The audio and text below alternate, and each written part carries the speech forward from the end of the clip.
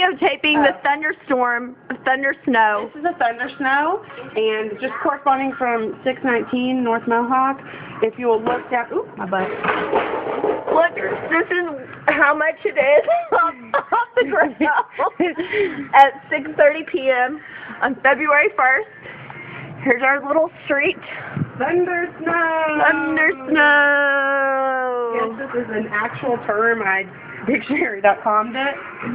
So, and what does it mean? What does it mean? It's basically a thunderstorm with snow instead of rain. Ooh. So, if you listen very closely,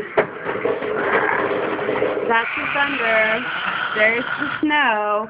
Hence, thunder snow. You all see that wind blowing? Can they see it? Oh, yeah. Check back with us in a few hours, Party animals. Stay tuned.